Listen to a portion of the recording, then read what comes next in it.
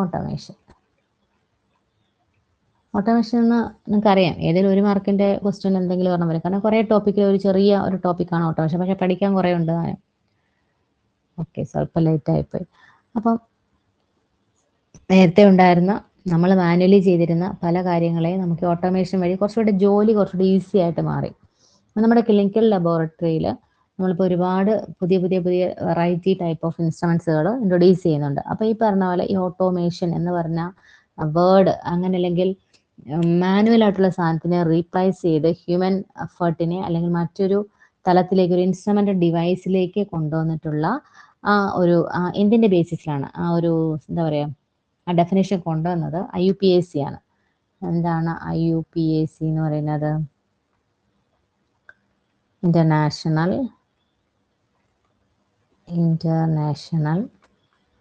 Union of pure and applied chemistry. അവരാണ് ഈ വാക്കിന് പിന്നിൽ. എന്ത് വാക്കിന് പിന്നിൽ? ഓട്ടോമേഷൻ. അവരാണ് ആ ഓട്ടോമേഷൻ എന്നുള്ള വേർഡിനെ ഒരു കറക്റ്റ് ഡെഫിനിഷൻ കൊടുത്തത്. Applied chemistry. ഇതിൻ്റെ ഹിസ്റ്റോറിക്കൽ ബാക്ക്ഗ്രൗണ്ട് പറയുകയാണെങ്കിൽ ഫസ്റ്റ് ഓട്ടോമേറ്റഡ് അനലൈസർ ഇൻട്രൊഡ്യൂസ് ചെയ്തത്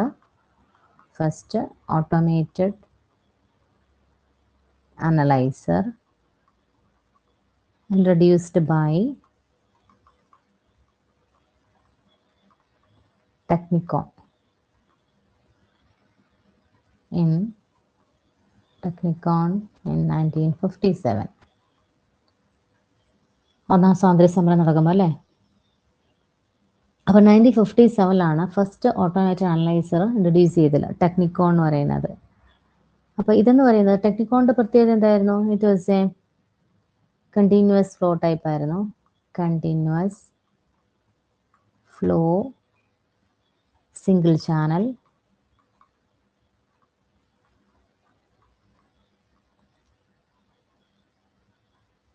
ഏകദേശം ഒരു 40 സാമ്പിൾസ് ആണ് പെർ അവറിൽ ചെയ്യാൻ പറ്റുമുണ്ടായിരുന്നത്. 40 സാമ്പിൾസ് പെർ അവർ. അപ്പോൾ ഇതിൻ്റെ പ്രത്യേകത ടെക്നിക്കോൺ 1957 ഇൻട്രൊഡ്യൂസ് ചെയ്തത്. അപ്പോൾ അതൊരു കണ്ടിന്യൂസ് ഫ്ലോ ടൈപ്പ് ആയിരുന്നു. സിംഗിൾ ചാനൽ, ഒരു ചാനലിൽ കൂടി മാത്രമേ ചെയ്യാൻ പറ്റുള്ളൂ. മീൻസ് ഒരു ഒറ്റ ബാച്ച് ടെസ്റ്റാണ് ചെയ്യുന്നത്. ഇപ്പം ഗ്ലൂക്കോസ് ആണെങ്കിൽ കണ്ടിന്യൂസ്ലി ആ ഒരു ബാച്ച് ഗ്ലൂക്കോസിൻ്റെ ആയിരിക്കും പോണത്. ഇപ്പോൾ കൊളസ്ട്രോൾ എടുക്കുന്നത് കണ്ടിന്യൂസ് കൊളസ്ട്രോൾ. അപ്പോൾ ഒരു 40 സാമ്പിൾസ് നമുക്ക് ഒരു അവറിൽ ചെയ്യാൻ പറ്റും. അപ്പോൾ കണ്ടിന്യൂസ് ഫ്ലോ ആണ്, സിംഗിൾ ചാനലായിട്ടേക്ക് നമുക്ക് വേറെ ടെസ്റ്റും കൊടുക്കാൻ പറ്റത്തില്ല. ദെൻ എന്താണ് 40 സാമ്പിൾസ്, അതാണ് ടെക്നിക്കോണിൻ്റെ പ്രത്യേകത. അപ്പോൾ ടെക്നിക്കോൺ കഴിഞ്ഞതിന് ശേഷം പിന്നെ വന്നത് ഏതാണെന്ന്? ടെക്നിക്കോൺ വന്നതിന് ശേഷം പിന്നെ ഇൻട്രൊഡ്യൂസ് 1970 നെക്സ്റ്റ് അനലൈസർ വരുന്നത്.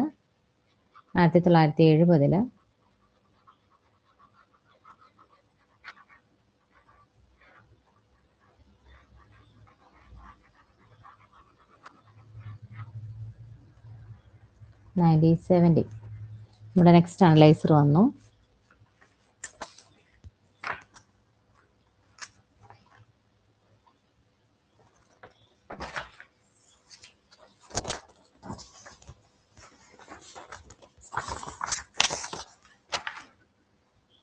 നെക്സ്റ്റ് അനലൈസർ ഏതാണെന്ന് വെച്ചാൽ ഓട്ടോമാറ്റിക് ക്ലിനിക്കൽ അനലൈസർ.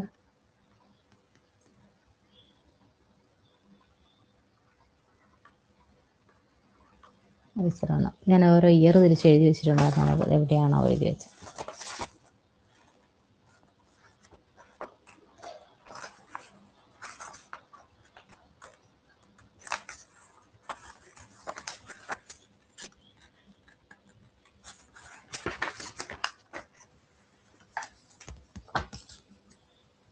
ഫസ്റ്റ് എന്തായാലും നോട്ട് ചെയ്ത് വെച്ചേക്കാം. ആദ്യം വന്നത് നമ്മുടെ ടെക്നിക്കോൺ ആണ്. നെക്സ്റ്റ് വന്നത് ഓട്ടോമാറ്റിക് ക്ലിനിക്കൽ അനലൈസർ ആണ്.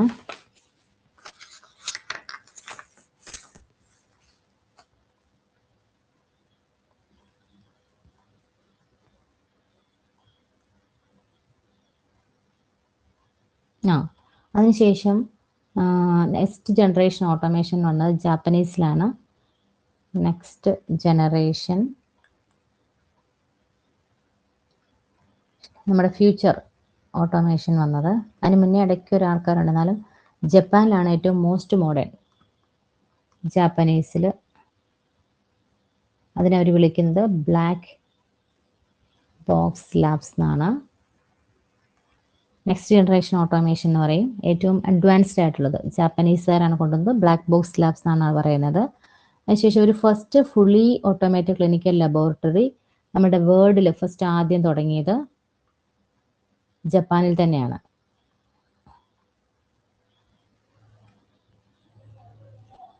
First fully automated clinical laboratory ആദ്യം സ്റ്റാർട്ട് ചെയ്തതും ജപ്പാനിൽ തന്നെയാണ്. അവരുടെ നെക്സ്റ്റ് ജനറേറ്റ് അല്ലെങ്കിൽ ഫ്യൂച്ചർ ഓട്ടോമേഷൻ എന്ന് പറയുന്ന സംഭവം കൊണ്ടുവന്നത് ഈ ബ്ലാക്ക് ബോക്സ് ലാബ്സ് ആണ്. അത് ജാപ്പനീസുകാരുടെ സംഭാവനയാണ്. അതുപോലെ തന്നെ ആദ്യത്തെ വേൾഡിലെ തന്നെ first automated fully automated clinical laboratory എവിടെയാണ്?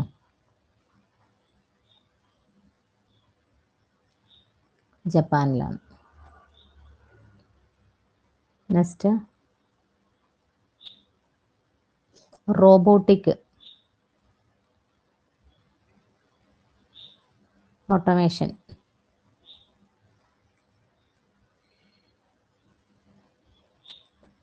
'92 വന്നത്. യൂണിവേഴ്സിറ്റി ഓഫ് നെബ്രാസ്ക എന്നീ. നെക്സ്റ്റ് 95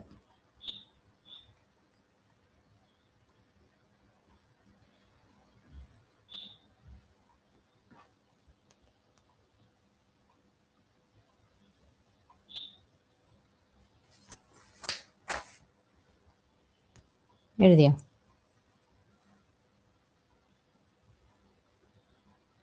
എന്തുകൊണ്ടാണ് നമ്മളിങ്ങനെ 95 ഇത് വരെ മതി. കാരണം നമ്മൾ എന്തുകൊണ്ടാണ് ഈ പറഞ്ഞ പോലെ ഫ്യൂച്ചറിൽ ഓരോരോ ഓട്ടോമേഷൻ ഫ്യൂച്ചർ ട്രെൻഡ്സ് ഓട്ടോമേഷൻ വരാനുള്ള ഇങ്ങനെ നമ്മൾ റീസെൻ്റായിട്ട് ഓരോരോ ഇൻവെൻട്രീസ് നടന്നുകൊണ്ടിരിക്കുകയാണ്. അപ്പോൾ അതിനെന്തുകൊണ്ട് ഇങ്ങനെ ഓട്ടോമേഷൻ്റെ പുതിയ പുതിയ കണ്ടുപിടുത്തങ്ങൾ നടക്കുന്നത്, എന്താണ് അതിൻ്റെ ബെനഫിറ്റ്സ്, അതാണ് നമ്മളിനി പറയാൻ പോകുന്നത്. അല്ലെങ്കിൽ ഫ്യൂച്ചർ ട്രെൻഡ്സ് എന്തൊക്കെയാണ് നടക്കാൻ പോകുന്നത് ഓട്ടോമേഷൻ രംഗത്ത്. അപ്പോൾ ഓൾറെഡി ഇപ്പോൾ ഞാൻ കുറച്ച് കാര്യങ്ങൾ പറഞ്ഞു, റോബോട്ടിക്സിൻ്റെ കാര്യം പറഞ്ഞു. പക്ഷേ നിങ്ങൾക്ക് അറിയാവുന്ന കുറച്ച് കാര്യങ്ങളുണ്ട്. ഇമ്മ്യൂണോ അസേസ്, PCR ബേസ്ഡ് അസേസ്, പിന്നെ റോബോട്ടിക്സ് അതുവരെ നമുക്കറിയാം. പിന്നെ കമ്പ്യൂട്ടർ അസിസ്റ്റഡ് ഡയഗ്നോസിസ്, അതൊക്കെ ഇപ്പോൾ നടന്നുകൊണ്ടിരിക്കുന്നത്. ഡിജിറ്റൽ പ്രോസസ്സിങ് ഓഫ് ഡാറ്റ, പിന്നെ ചിപ്പ് ടെക്നോളജി അത് ഇപ്പം തുടങ്ങിയിട്ടുണ്ട്. ബയോ സെൻസേഴ്സ് അതിപ്പോൾ നിലവിലുണ്ട്, നമ്മളെല്ലാം ഉപയോഗിക്കുന്നതാണ്. അതുപോലെ non invasive in Vivo testing, then transcutaneous monitoring. നമ്മൾ നേരത്തെ പറയാമായിരുന്നു ഒരു ഡ്രോപ്പ് ബ്ലഡിൽ നിന്ന് തന്നെ നമുക്കിപ്പം ബ്ലഡിൻ്റെ വോളിയം കൂടുതൽ വേണം, പക്ഷേ നമുക്കിപ്പം ബ്ലഡ് ഇൻവേസീവ് ആയിട്ടല്ലാതെ തന്നെ നമുക്ക് റിസൾട്ട് കിട്ടണം. അങ്ങനത്തെ ഉള്ള ടെക്നിക്കുകളാണ് ഇപ്പോൾ നടന്നുകൊണ്ടിരിക്കുന്നത്. അതാണ് ഫ്യൂച്ചർ ട്രെൻഡ്സിൽ വരുന്നത്. കാരണം ഇതൊക്കെ എന്തിനാണ് പറയുന്നത് വെച്ചാൽ സ്റ്റേറ്റ്മെൻറ്റിൽ ചിലപ്പോൾ ചോദിക്കാം ഫ്യൂച്ചർ ട്രെൻഡ്സ് ഇൻ ഓട്ടോമേഷൻ എന്തൊക്കെ കാര്യങ്ങൾ ഫ്യൂച്ചർ ട്രെൻഡ്സിൽ വരുമെന്ന്. ഒന്ന്, കൂടുതലും ഇമ്മ്യൂണോ അസേസ് ആൻഡ് PCR ബേസ്ഡ് അസേസ് ആയിരിക്കും. ഇമ്മ്യൂണോ അസേസ് ആൻഡ് PCR ബേസ്ഡ് അസേസ് ആയിരിക്കും ഇനി വരാൻ പോണതെല്ലാം. ഇപ്പോഴും കുറേ ഇതെല്ലാം നിലവിൽ അങ്ങനെ തന്നെയാണ്, PCR ബേസ്ഡ് അസേസ്. കാരണം നമ്മളിപ്പോൾ ഒരു കാർഡ് ടെസ്റ്റ് ചെയ്തു, ഡെങ്കു NS1, നമ്മൾ കൺഫർമേറ്ററിക്ക് എന്ത് ചെയ്യണം? എലൈസ് ചെയ്യണം. എന്നാൽ പിന്നെ ഫസ്റ്റ് തന്നെ നമുക്ക് ആൻറ്റിജൻ എലൈസ് ചെയ്തുകൂടെ? അപ്പോൾ അതെന്തുകൊണ്ടാണ് നമുക്കത് അവൈലബിൾ അല്ലാത്തതുകൊണ്ട്. അപ്പോൾ ചെറിയൊരു ഹെൽത്ത് സെൻ്ററിൽ എലൈസ് ചെയ്യാനുള്ള ഇൻസ്ട്രുമെൻ്റ് ഇല്ല, എലൈസ ഭയങ്കര ടൈം കൺസ്യൂമിങ് ആണ്, അതിന് സാധനങ്ങളൊന്നും ഇല്ല എന്ന് പറയും. പക്ഷെ അത് എല്ലായിടത്തും കുറച്ചുകൂടെ അതിൻ്റെ സ്റ്റെപ്പ് ഈസിയാക്കി അത് കുറച്ചുകൂടെ ആൻറ്റിജൻ എലൈസ കുറച്ച് ചെയ്യാൻ പറ്റുന്ന രീതിയിൽ എല്ലായിടത്തും എത്തിക്കുകയാണെങ്കിൽ ആദ്യമേ തന്നെ അവർക്ക് എന്ത് ചെയ്യാൻ പറ്റും? എലൈസ കൺഫർമേറ്ററി ടെസ്റ്റുകൾ തന്നെ ചെയ്ത് സ്ക്രീനിങ് ഒഴിവാക്കിയിട്ട് കൺഫർമേഷനിലേക്ക് പോകാൻ പറ്റും. പിന്നെ robotics. Next digital processing of data.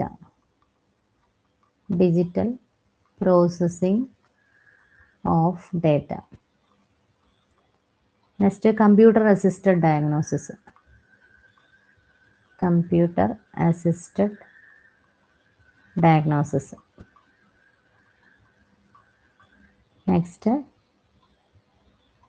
Data integration with data integration അതിപ്പോഴും നമ്മൾ എല്ലായിടത്തും ഉണ്ട്. ഈ ഹെൽത്ത് സംവിധാനമൊക്കെ ഉള്ളിടത്ത് ഉണ്ട്. പേഷ്യൻ്റ് റെക്കോർഡ്സ്, ഡേറ്റ ഇൻ്റഗ്രേഷൻ വിത്ത് ഇലക്ട്രോണിക് പേഷ്യൻ്റ് റെക്കോർഡ്സ്. കാരണം ഒരാഴ്ച മുന്നേ ഒന്ന് പ്ലേറ്റ്ലെറ്റ് കൗണ്ട് നോക്കിയിട്ട് പോയി, അപ്പോൾ കൗണ്ട് കുറവായിരുന്നു കൂടുതലാണെന്ന് വീണ്ടും നമുക്ക് ആ പേഷ്യൻ്റ് വിസിറ്റ് ചെയ്യുമ്പോഴത്തേക്കും അത് ഓൾറെഡി അത് ഡേറ്റ ഇൻ്റഗ്രേറ്റ് ചെയ്തിട്ടുണ്ടെങ്കിൽ അവർ വിസിറ്റ് ചെയ്യുമ്പോൾ നമുക്ക് ആ റിസൾട്ട് ഓൾറെഡി കിട്ടും. അപ്പോൾ നമുക്ക് അത് വെച്ച് മനസ്സിലാക്കാൻ പറ്റും.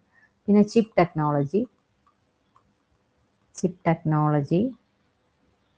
Next biosensors, non invasive, in vivo testing.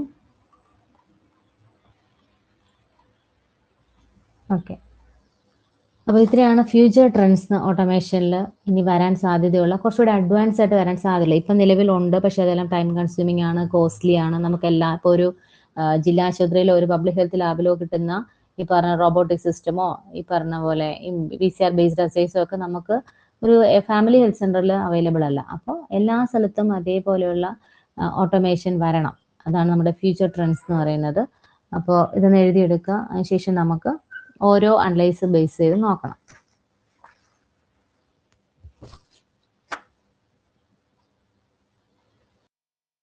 എഴുതി കഴിയുമ്പോൾ ഒന്ന് ഓക്കെ ഇടണേ.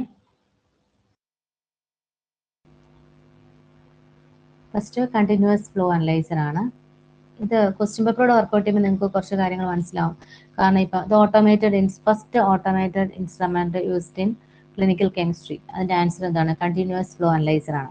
അപ്പോൾ അത് നമുക്ക് അങ്ങനെ ഓരോ അനലൈസറിൻ്റെയും കുറിച്ച് പഠിക്കണം. ഇത് പ്രീവിയസ് ക്വസ്റ്റ്യൻ ബാങ്കിൽ ചോദിച്ചൊരു ക്വസ്റ്റ്യൻ ആണ്. നിങ്ങളും ഓൾറെഡി അറ്റൻഡ് ചെയ്തിട്ടുള്ള ക്വസ്റ്റ്യൻസ് ഒക്കെ ആയിരിക്കണം.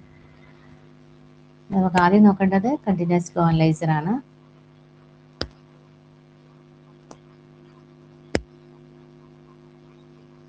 അത് പഠിക്കുന്നതിനൊപ്പം തന്നെ അതിൻ്റെ ക്വസ്റ്റ്യനും കൂടെ പറഞ്ഞു പോകാം. പിന്നെ അത് അങ്ങനെ തന്നെ ആ ടോപ്പിക്ക് ഞങ്ങൾക്ക് കവർ ചെയ്യാൻ പറ്റും. First continuous flow analyser. ആദ്യത്തെ ക്വസ്റ്റ്യൻ ഞാനിപ്പോൾ എന്താ പറഞ്ഞത്? കണ്ടിന്യൂസ് ഫ്ലോ അനലൈസറിനെ കുറിച്ച്. It is the first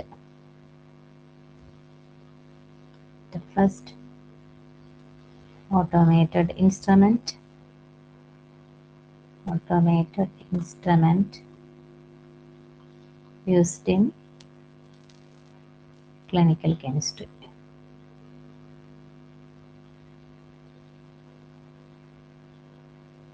continuous flow analyser ആണ് ആദ്യമായിട്ട് നമ്മൾ യൂസ് ചെയ്ത ഓട്ടോമേറ്റഡ് അനലൈസർ എന്ന് പറയുന്നത്. ഇതിൻ്റെ പ്രത്യേകത എന്താണെന്ന് വെച്ചാൽ the samples and continuous flow അനലൈസറിൻ്റെ ഇൻസൈഡിലെ കാര്യമാണ് ഞാൻ പറയുന്നത്. In continuous flow analyzer, the sample and reagents are separated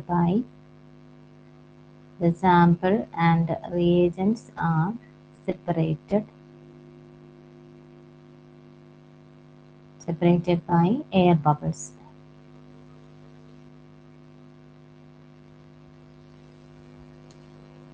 Okay, അപ്പോൾ ഇതിൽ റിയേജൻസും ഡയലുവൻസും സാമ്പിൾസ് എല്ലാം സെപ്പറേറ്റ് ചെയ്യുന്നത് ഒരു കണ്ടിന്യൂസ് ട്യൂബിംഗ് ഉണ്ട്. അതുപോലെ തന്നെ എന്തിൻ്റെ ബേസിസിലാണ്? എയർ ബബിൾസിൻ്റെ ബേസിസിലാണ് അത് സെപ്പറേറ്റ് ചെയ്യുന്നത്. അപ്പോൾ അത് അതിന് മുന്നേ പ്രീവിയസ് ക്വസ്റ്റ്യൻ ബാങ്കിൽ ചോദിച്ചിട്ടുള്ളതാണ്. In continuous flow analyser the sample and reagents are separated by rack, air bubbles, filter paper, polyethylene membrane. Answer air bubbles ആണ്. എയർ ബബിൾസ് വെച്ചിട്ടാണ് അത് സെപ്പറേറ്റ് ചെയ്യുന്നത്. അതിൽ സാമ്പിൾസ് ഇൻട്രൊഡ്യൂസ് ചെയ്യുന്നത് samples are introduced in a sequential manner.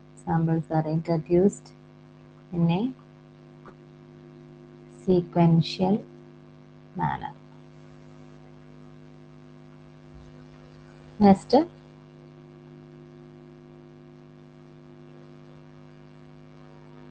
എഴുതി കഴിഞ്ഞോ? അപ്പോൾ ഇത് air bubbles, series of air bubbles നമ്മളിങ്ങനെ സാമ്പിളും അല്ലെങ്കിൽ റിയേജൻസും അല്ലെങ്കിൽ ഓരോ തവണയായിട്ട് പോകുമ്പം അതിനെ ക്ലെൻസിങ് ചെയ്യുന്നത് ഒരു പ്രത്യേക റെഗുലർ ഇൻ്റർവെൽസിൽ എയർ ബബിൾസ് ആണ് കടത്തിവിട്ട് എന്ത് ചെയ്യുന്നത്? ആ ഒരു ഏരിയനെ ക്ലെൻസ് ചെയ്യുന്നത്, സെപ്പറേറ്റ് ചെയ്യുന്നത്. അത് ക്ലീനിങ് മീഡിയ ആയിട്ട് നമ്മൾ യൂസ് ചെയ്യുന്നത് എയർ ബബിൾസ് ആണ്. Next,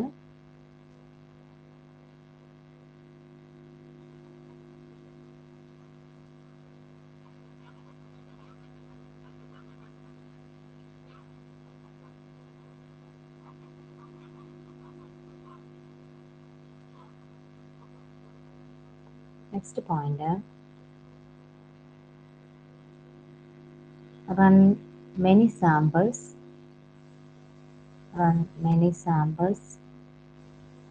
requiring same procedure.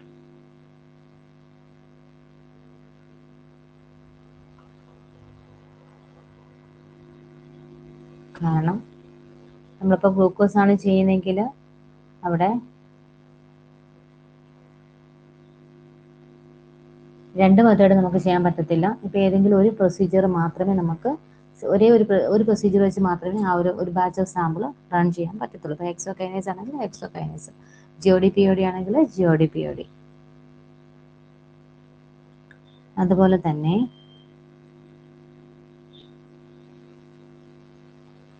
ഓരോന്നിനും പാരലൽ സിംഗിൾ ചാനൽസ് ഉണ്ടായിരിക്കും. ഇത് വേണ്ടിയിട്ടാണ് parallel single channels to run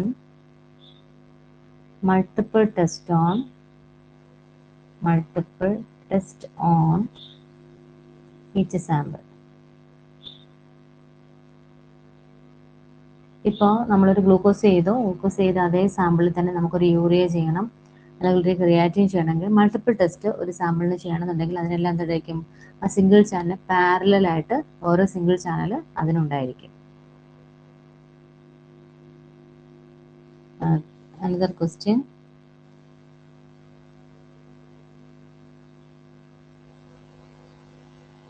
ഇതിൻ്റെ ലിമിറ്റേഷൻസ് എന്തൊക്കെയാണ്? ഇപ്പോൾ ഇത്രയൊക്കെ അഡ്വാൻറ്റേജ് ഉണ്ടെങ്കിൽ പിന്നെ നമ്മൾ വേറൊരു മെഷീനിലേക്ക് പോകേണ്ട കാര്യമില്ലായിരുന്നല്ലോ. പുതിയ കണ്ടിന്യൂസ് ഫ്ലോ അനലൈസർ മാത്രം മതിയായിരുന്നല്ലോ. എന്തിനാണ് നമ്മൾ ഇതിനെന്തെങ്കിലും ഡ്രോബാക്ക് ഉള്ളതുകൊണ്ടായിരിക്കുമല്ലോ നമ്മൾ മറ്റൊരു മെഷീൻ കണ്ടുപിടിച്ചത്. അപ്പോൾ കണ്ടിന്യൂസ് ഫ്ലോ അനലൈസറിൻ്റെ ലിമിറ്റേഷൻസ് അഥവാ ഡ്രോബാക്ക് എന്ന് പറയുന്നത്, ഒന്ന് carry over problems.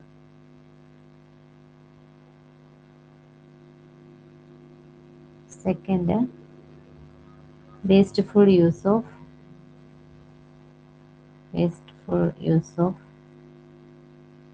continuously flowing reagents.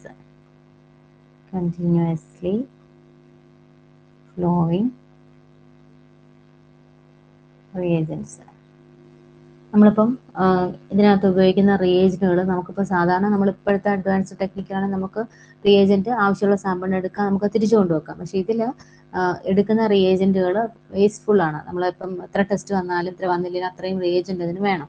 പിന്നെ ക്യാരി ഓവർ പ്രോബ്ലംസ് എന്ന് വെച്ചാൽ ഇവിടുന്ന് ഒരു കുറച്ച് റിയേജന്റ് എടുത്തു അല്ലെങ്കിൽ കുറച്ച് സാമ്പിൾ എടുത്തു, അത് നെക്സ്റ്റ് ബാച്ച് പോകുമ്പോഴത്തേക്കും അത് യൂസ് ചെയ്യാനുള്ള, അല്ലെങ്കിൽ ഇവിടുന്ന് അതിൻ്റെ ഒരു കണ്ടിന്യൂവേഷൻ അടുത്ത ബാച്ച് ടെസ്റ്റ് റൺ ചെയ്യുമ്പം ചെയ്യാൻ പാടാണ്. അങ്ങനെയുള്ള ക്യാരി ഓവർ പ്രോബ്ലംസുകൾ ഈ പറഞ്ഞ കണ്ടിന്യൂസ് ഫ്ലോ അനലൈസറിന് ഉണ്ടാണ്. അതൊക്കെ അതിൻ്റെ ലിമിറ്റേഷൻസ് ആണ്. പിന്നെ എന്തൊക്കെയാണ് ഇതിൻ്റെ പാർട്സ് എന്ന് വെച്ചാൽ,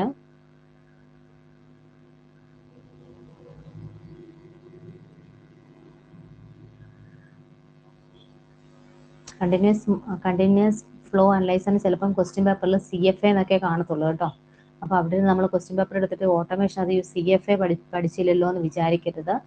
കാരണം എല്ലാത്തിലും PSC ഇപ്പം ഷോർട്ട് ഫോമുകളാണ് യൂസ് ചെയ്യുന്നത് കൂടുതലും. അപ്പം ഈ പറഞ്ഞ പോലെ CFA പഠിച്ചിട്ടില്ല ബാക്കിയെല്ലാം പഠിച്ചു എന്ന് പറയരുത്. കണ്ടിന്യൂസ് ഫ്ലോ അനലൈസർ CFA ആയിരിക്കും ഷോർട്ട് ഫോം ആയിട്ട് വരുന്നത്. ഇനി ഈ CFAയുടെ ഒന്ന്, അതിനകത്തൊരു സാമ്പിളർ ഉണ്ടായിരിക്കും,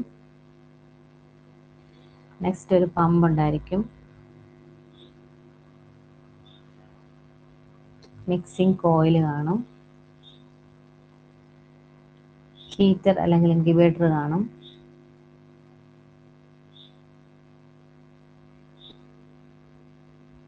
സാമ്പിൾ ട്രീറ്റ്മെന്റ് ചേംബർ ഉണ്ടാവും,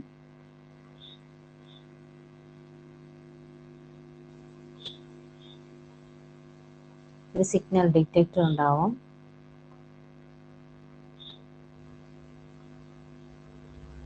ഒരു റീഡ് ഔട്ട് ഡിവൈസ് ഉണ്ടാവും.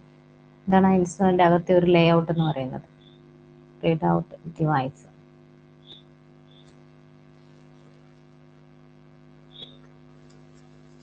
ഒന്ന് എഴുതാമോ?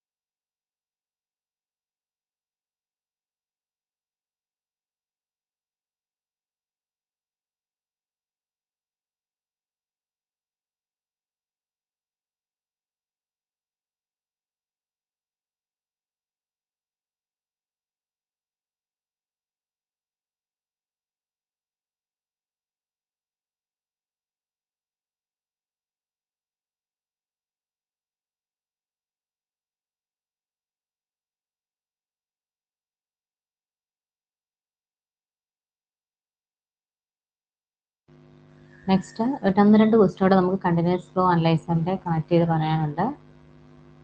ഒന്ന്,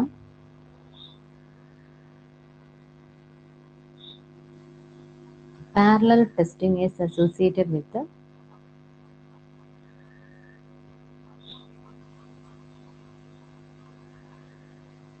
നമ്മൾ ഓൾറെഡി പറഞ്ഞാണ് സിംഗിൾ ചാനൽ പാരലൽ ടെസ്റ്റിംഗ് വരുവാണെങ്കിൽ ഉണ്ടെന്ന് multi ടെസ്റ്റിങ്ങിന്.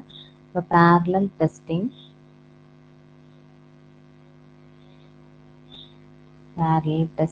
is associated with analyser ആണ് കണ്ടിന്യൂസ് ഫ്ലോ അനലൈസർ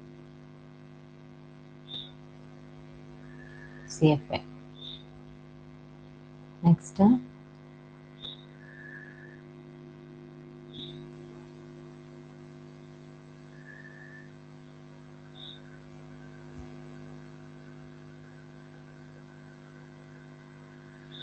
നേരത്തെ ചോദിച്ച ക്വസ്റ്റ്യൻ തന്നെയാണ്, ഞാൻ പറയാം. കണ്ടിന്യൂസ് ഫ്ലോ അനലൈസറിൽ റിയേജന്റും സാമ്പിൾസും സെപ്പറേറ്റ് ചെയ്യുന്നത് ഇതുവഴിയാണ് നമ്മൾ ചോദിച്ചത്, എയർ ബബിൾസ് ആണ്. അതുപോലെ തന്നെ അതിന്റെ ട്രാൻസ്പോർട്ട് ചെയ്യുന്നതും എയർ ബബിൾസ് ഇൻ ട്യൂബിങ്ങിന് എയർ ബബിൾസ് വഴിയാണ് അതിന്റെ ക്ലിൻസിങ് മീഡിയയും അതിന്റെ ട്രാൻസ്പോർട്ടേഷൻ ഹെൽപ്പ് ചെയ്യുന്നതും എയർ ബബിൾസ് ആണ്. ഇനി ടെക്നിക്കോൺ ഓട്ടോ അനലൈസർ എന്തിന്റെ എക്സാമ്പിൾ ആണ്?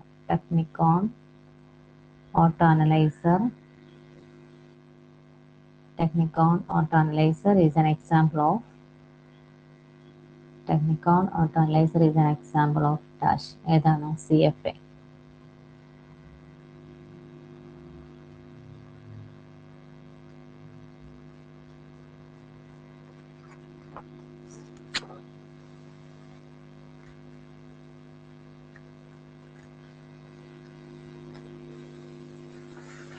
എഴുതിയോ? നെക്സ്റ്റ് അനലൈസറിലേക്ക് പോവാം.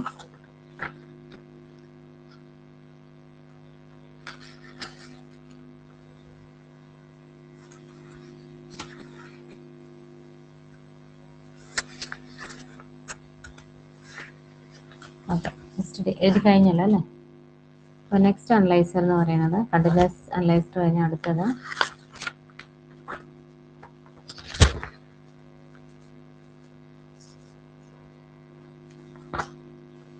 സെൻട്രിഫ്യൂഗൽ അനലൈസർ ആണ്.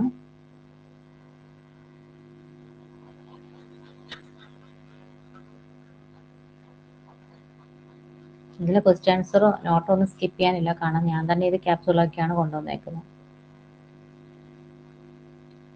Centrifugal analyser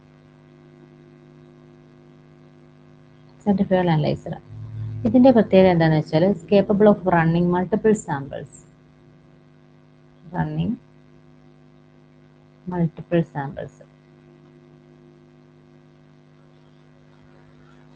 One test at a time in a batch.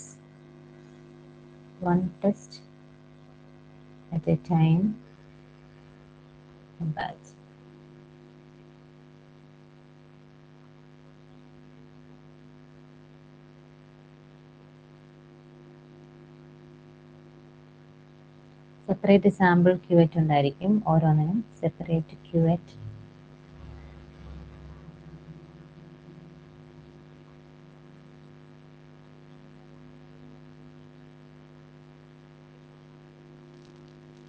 Major advantage എന്ന് പറയുന്നത് ബാച്ച് അനാലിസിസ് ആണ്. Batch analysis is a major advantages.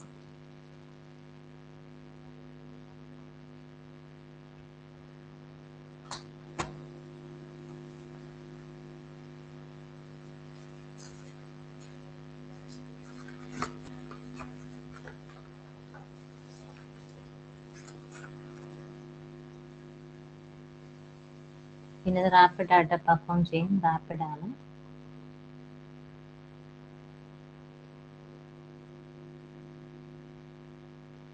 പിന്നെ നമുക്ക് കുറച്ച് എമൗണ്ട് വോളിയം ഉണ്ടെങ്കിലും ടെസ്റ്റ് ചെയ്യാൻ പറ്റും. നമ്മുടെ സാമ്പിൾ വോളിയം കുറച്ച് മതി, സാമ്പിൾ വോളിയം ലോ ആണെങ്കിലും കുഴപ്പമില്ല. സാമ്പിൾ വോളിയം ലോ എത്രയാണ് ലിറ്റർ ആണ്? 2 മൈക്രോ ലിറ്റർ ആണെങ്കിലും അപ് ടു 2 മൈക്രോ ലിറ്റർ വരെയാണ് നമുക്ക് ടെസ്റ്റ് ചെയ്യാൻ പറ്റും. അതുപോലെ തന്നെ റിയേജന്റ് വോളിയവും കുറച്ച് മതി. 250 മൈക്രോമീറ്റർ. അപ്പോൾ ഇതിൻ്റെ ഒരു ഡിസഡ്വാൻറ്റേജും ഉണ്ട്. അതൊക്കെ ഏത് ടെസ്റ്റ് മെഷീൻ എടുത്താലും അതിനൊരു ബെനിഫിറ്റും കാണും, അതുപോലെ തന്നെ ലിമിറ്റേഷനും കാണും. അതുകൊണ്ടാണ് നമ്മൾ അടുത്ത മെഷീൻ കണ്ടുപിടിക്കാൻ പോകുന്നത്. അപ്പോൾ സെൻട്രിഫ്യൂഗൽ അനലൈസറിൻ്റെ കാര്യം പറയുമ്പോൾ ഇതിനകത്ത് ഇതിൻ്റെ നമ്മൾ അറിയാം സെൻട്രിഫ്യൂഗൽ ഫോഴ്സ് വെച്ചിട്ടാണ് ഇത് വർക്ക് ചെയ്യുന്നത്. അത് പറയാൻ പറ്റുമോ? സെൻട്രിഫ്യൂഗൽ ഫോഴ്സ്, സെൻട്രിഫ്യൂഗൽ ഫോഴ്സിന്റെ ബേസിസിലാണ് നമ്മൾ ഇതിനകത്ത് റിയേജന്റും സാമ്പിളും ഒക്കെ മിക്സ് ചെയ്യുന്നത്. അതുകൊണ്ടാണ് അനലൈസറിന് സെൻട്രിഫ്യൂഗൽ അനലൈസർ എന്നുള്ള പേര് തന്നെ വന്നത്. കാരണം ഇതൊരു റൊട്ടേറ്ററി അല്ലെങ്കിൽ നമ്മുടെ സെൻട്രിഫ്യൂജ് കറങ്ങുന്ന പോലെ തന്നെ റോട്ടറി മോഷനിലാണ് ഇതിന്റെ ഒരു ഒപ്റ്റിക്കൽ പാത്തിൽ കൂടെ ഇതിന്റെ ട്യൂബും റിയേജന്റും ഇതെല്ലാം കൂടി മിക്സ് ആവുന്നത്. അപ്പോൾ ഇതിന്റെ ഒരു അഡ്വാൻറ്റേജ് എന്ന് വെച്ചാൽ പെട്ടെന്ന് റാപ്പിഡ് ആയിട്ട് ചെയ്യാൻ പറ്റും. റാപ്പിഡ് അനാലിസിസ് ആണ്. പിന്നെ അതുപോലെ തന്നെ മൾട്ടിപ്പിൾ സാമ്പിളിനെ അനലൈസ് ചെയ്യാൻ പറ്റും.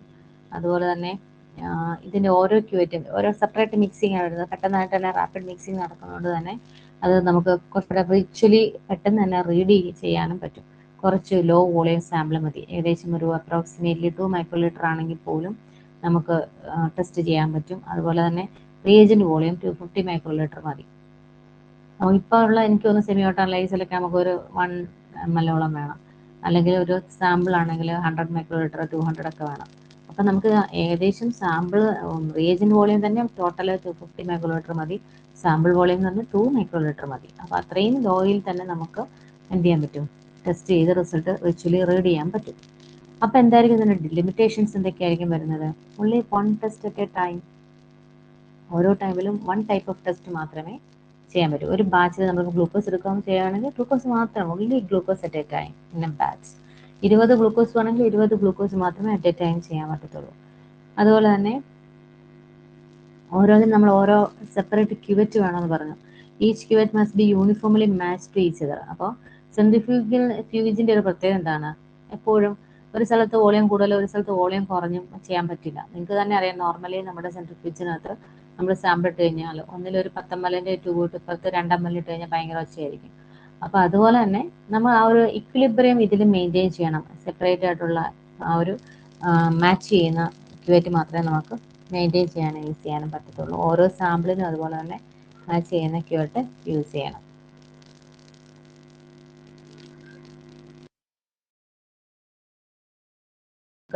ഇതിന്റെ ക്വസ്റ്റ്യൻ കൂടെ നോക്കാം. സെൻട്രിഫ്യൂഗൽ അനലൈസറിന്റെ അതിന് കഴിയുമ്പോൾ ഒന്ന് പറയണേ.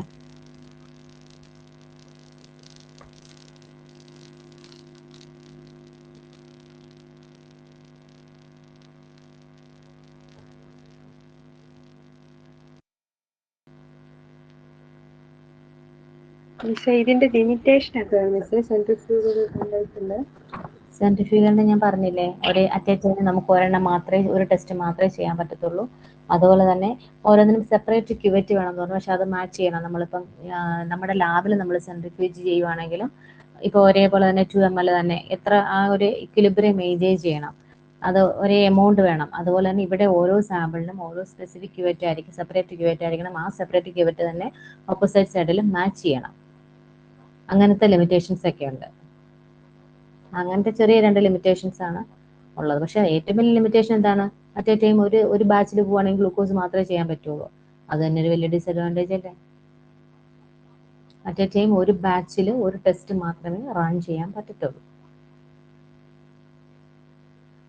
നെക്സ്റ്റ് എന്ന് പറയുന്നത് ഇതിന്റെ ഒരു ക്വസ്റ്റ്യൻ വർക്കൗട്ട് ഇപ്പോൾ പറയാം. ഒന്ന്, which of the following is A batch analyser? Which of the following is a batch analyzer? കാരണം centrifugal analyser, semi auto analyser, discrete random access analyser. അപ്പോൾ അതിലേതാണ് ബാച്ച് അനലൈസർ എന്ന്? ഒരു batch test at A time ചെയ്യാൻ പറ്റുന്നത് centrifugal അനലൈസറിനാണ്. കാരണം semi auto അനലൈസറിനകത്ത് നമ്മളൊക്കെ, എനിക്ക് നിങ്ങൾ എല്ലാവരും വർക്ക് ചെയ്തിട്ടുണ്ടാകും സെമി ഓട്ടോ. അതിനകത്ത് ഒരു ബാച്ച് ടെസ്റ്റ് മാത്രമല്ല അറ്റ് എ ടൈം നമുക്ക് എല്ലാ ടെസ്റ്റുകളും ചെയ്യാൻ പറ്റും. പോറ്റ് ചെയ്യാം, ബീറ്റ് ചെയ്യാം, ഷുഗർ ചെയ്യാം, നമുക്ക് ഏത് ടെസ്റ്റുകൾ വേണമെങ്കിൽ ചെയ്യാൻ പറ്റും. പക്ഷേ സെൻട്രിഫ്യൂഗൽ അനലൈസറിൽ അതൊരു ബാച്ച് അനലൈസറാണ്. ഒരു ബാച്ച് ടെസ്റ്റുകൾ മാത്രമേ നമുക്ക് ചെയ്യാൻ പറ്റത്തുള്ളൂ. അപ്പം ഏതാണ് ബാച്ച് അനലൈസർ വരുന്നത്? Centrifugal analyser.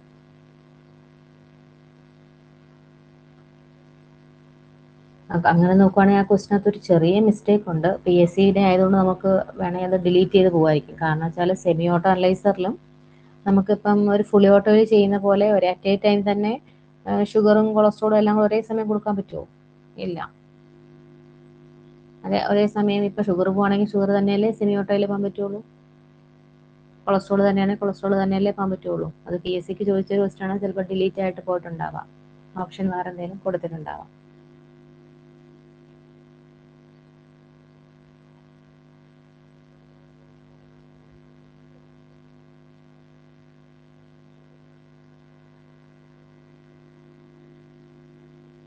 എഴുതിയോ?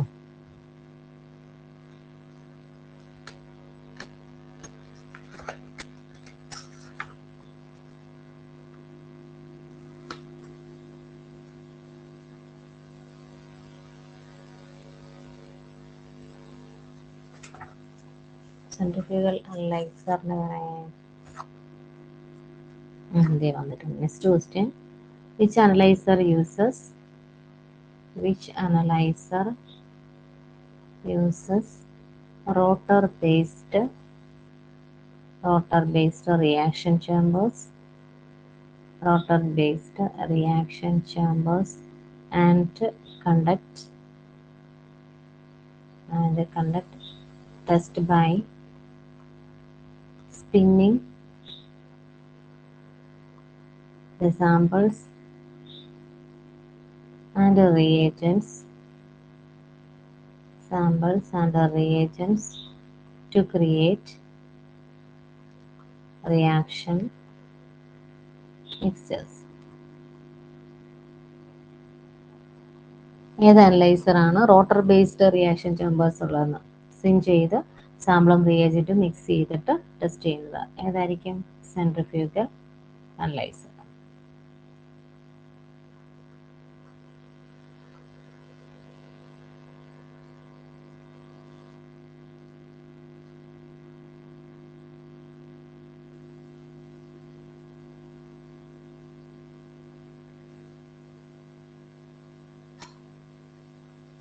എഴുതിയോ? ഓക്കെ. ഇനി നമുക്ക് ഇതല്ലാത്ത ടൈപ്പ് ഓഫ് കുറച്ച് കാര്യങ്ങൾ നോക്കാം. അനലൈസർ ബേസ്ഡ് അല്ലാത്ത മീൻസ് ഓട്ടോമേഷനെ ബേസ് ചെയ്തിട്ട് കുറച്ച് കാര്യങ്ങൾ പറയാം.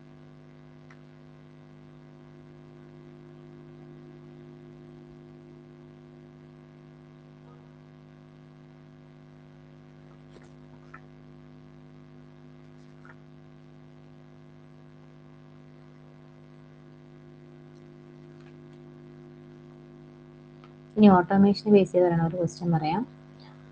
Regarding automation in the laboratory,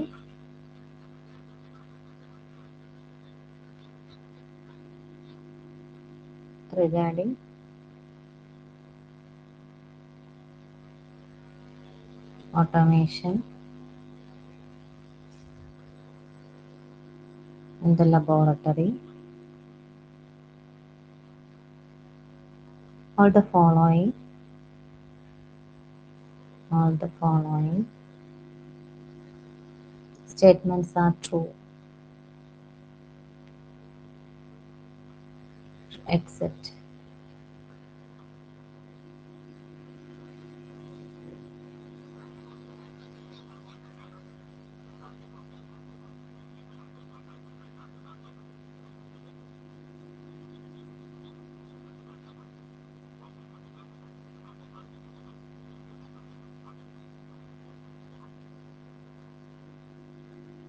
regarding automation in the laboratory, all the following statements are true except. ഇതിനെ കുറച്ച് സ്റ്റേറ്റ്മെന്റ് ഓട്ടോമേഷനെ ബേസ് ചെയ്ത് കറക്റ്റ് ആണ്, പക്ഷെ ഒരെണ്ണം തെറ്റാണ്. അപ്പൊ ഏതൊക്കെ ഓപ്ഷൻ ആണ് കറക്റ്റ് ആയിട്ടുള്ളത് നോക്കാം. അതിൽ ഒരെണ്ണം തെറ്റ് ഏതാണെന്ന് പറയാം. ഒന്ന്, minimise the variation in results. Minimise the variation in the result. Lowers the cost per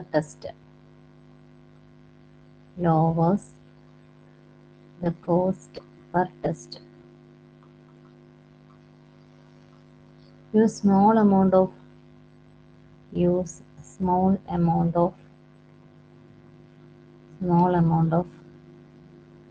samples and reagents can correct for deficiencies in inherent in methodology.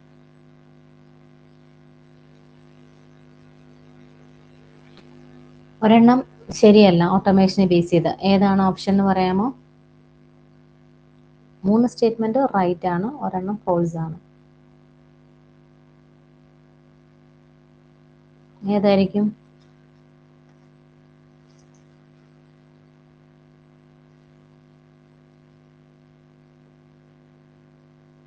lowers the cost per test. കുറയ്ക്കാൻ പറ്റില്ലേ?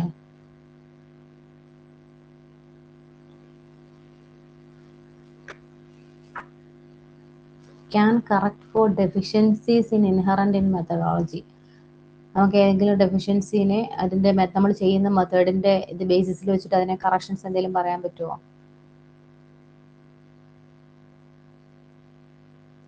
D ആണ് right answer. ബാക്കി ഇപ്പം minimize the variation in the result, അത് correct ആണ്. നമുക്ക് റിസൾട്ടിലുള്ളപ്പം automation വരുമ്പോഴത്തേക്കും വേരിയേഷൻസിനെ കുറയ്ക്കാൻ പറ്റും. അതുപോലെ തന്നെ നമ്മൾ സെമി ഓട്ടോയിൽ 10 പേര് വന്ന് ഇത്രയും സമയം എടുത്ത് ചെയ്യുന്ന ടെസ്റ്റിനെ നമുക്ക് പെട്ടെന്ന് തന്നെ കോസ്റ്റ്, അപ്പം ഒരു ഫുള്ളി ഓട്ടോയിൽ അത്രയും വോളിയം കുറച്ച് മതി. ഇപ്പം സെമി ഓട്ടോയിൽ ചെയ്യുമ്പോൾ ഇത്ര ml റിയേജന്റ് കൂടുതൽ വേണം, ഇത്ര എമൗണ്ട് സാമ്പിൾ വേണം. പക്ഷെ അതിന്റെ 4 റിയേജന്റ് മതിയായിരിക്കും ഒരു ഫുള്ളി ഓട്ടോ അനലൈസർ റൺ ചെയ്യുമ്പോൾ. അപ്പം നമുക്ക് ആ കോസ്റ്റ് കുറച്ച് കുറയ്ക്കാൻ പറ്റും. അതുപോലെ തന്നെ സ്മോൾ എമൗണ്ട് ഓഫ് സാമ്പിളും റിയേജന്റ് മതിയായിരിക്കും. ഇപ്പം അല്ലാത്തൊരു സാധാരണ ഒരു മാനുവലായിട്ട് ചെയ്യുമ്പോൾ വേണ്ട അത്രയും സാമ്പിളും അത്രയും റിയേജന്റും വേണ്ട. പക്ഷെ നമുക്ക് ഒരിക്കലും എന്ത് ചെയ്യാൻ പറ്റില്ല, ഏതെങ്കിലും ഒരു അസുഖത്തിനെ ഈ പറഞ്ഞ നമ്മൾ ചെയ്യുന്ന മെത്തേഡിന്റെ ബേസിസിൽ അതിനെ കറക്റ്റ് ചെയ്യാനോ ഇത് ചെയ്യാനോ നമുക്ക് പറ്റത്തില്ല. പിന്നെ അടുത്തത് what are the advantage of auto analyser. അടുത്തത് അതേപോലെ തന്നെ സെയിം വരുന്നൊരു ക്വസ്റ്റ്യൻ ആണ്, അഡ്വാൻറ്റേജസ് ഓഫ് ഓട്ടോ അനലൈസർ. അത് നിങ്ങൾ പറയാൻ പറ്റും, കുറച്ചുകൂടെ ഈസിയാണ്.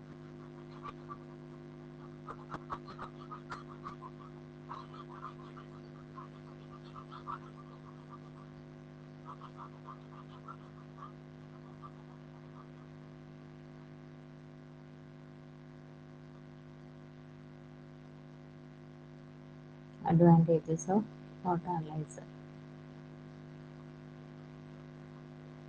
ഒന്ന്, reduces TAT. എന്താണ് TAT? Turn around time. 2, decreases staff demand. Decreases staff demand. Next, accuracy.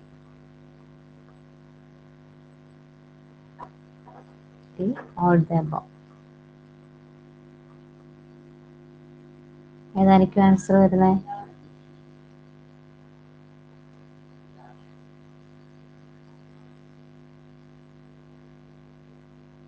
ബാക്കി എല്ലാവരും പറയേ, ഒരാൾ മാത്രം ആൻസർ ചെയ്യുന്നുള്ളൂ, രാജേഷും സരികയും മാത്രം. അതെ, ടേൺ അറൗണ്ട് ടൈം കുറയ്ക്കാൻ പറ്റും, സ്റ്റാഫിനെ കുറയ്ക്കാൻ പറ്റും, ആക്യുറസി കൂടുതലായിരിക്കും ഓട്ടോ അനലൈസറിന്. നെക്സ്റ്റ് എന്താണ്? ന്യൂമാറ്റിക് ട്യൂബ് സിസ്റ്റം നമ്മൾ എന്തിനാണ് ഓട്ടോമേഷനിൽ എന്ത് ആവശ്യത്തിന് വേണ്ടിയിട്ടാണ് യൂസ് ചെയ്യുന്നത്? Pneumatic tube system.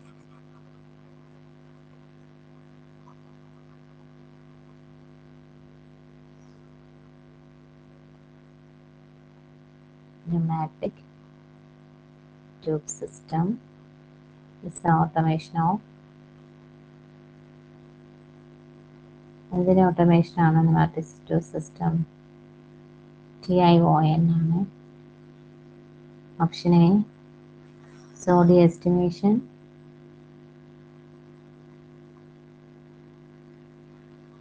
Sample labelling,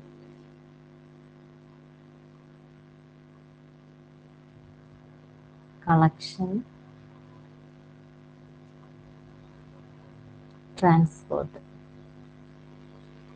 എന്തിനായിട്ടുള്ളതാണ് pneumatic tube system?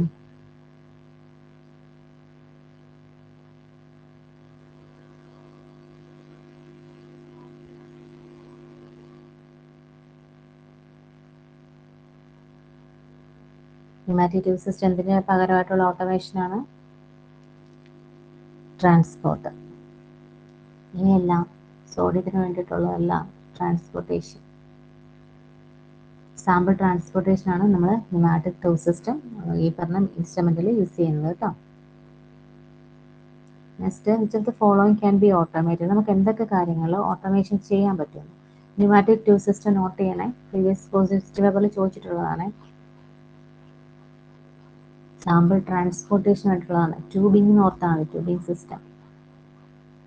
Next, which of the following can be automated. നമുക്ക് എന്തൊക്കെ കാര്യങ്ങൾ ഓട്ടോമേഷൻ ചെയ്യാൻ പറ്റും? Which of the following can be automated?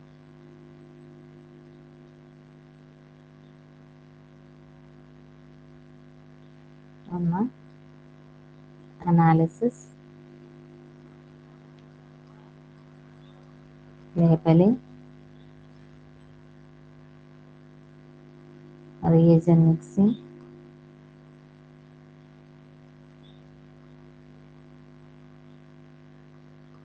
all the above. ഇതൊക്കെ കാര്യങ്ങൾ ചെയ്യാൻ പറ്റും ഓട്ടോമേഷനിൽ. Analysis, labelling, reagent mixing, all the above. എല്ലാം ചെയ്യാൻ പറ്റും അല്ലേ? കാരണം നമുക്ക് അനാലിസിസ് ചെയ്യാൻ പറ്റും, ലേബലിംഗ് ചെയ്യാൻ പറ്റും, റിയേജന്റ് മിക്സിങ് എല്ലാം ഓട്ടോമേഷനിൽ ചെയ്യാൻ പറ്റും.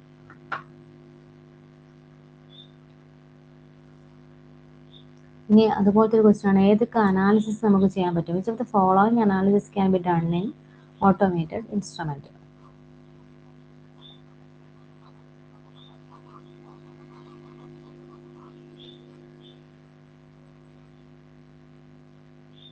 Which of the following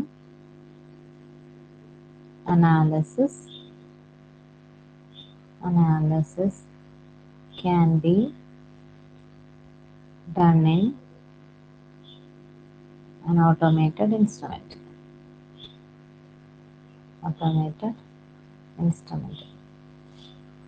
എന്തൊക്കെ ചെയ്യാൻ പറ്റും നമുക്ക്? ഏതൊക്കെ ഇതാണ് അനാലിസിസ് ആണ് ചെയ്യാൻ പറ്റുന്നത്? എയില് കൈനറ്റിക് അസേ, ബിയില് എൻഡ് പോയിന്റ് അസേ,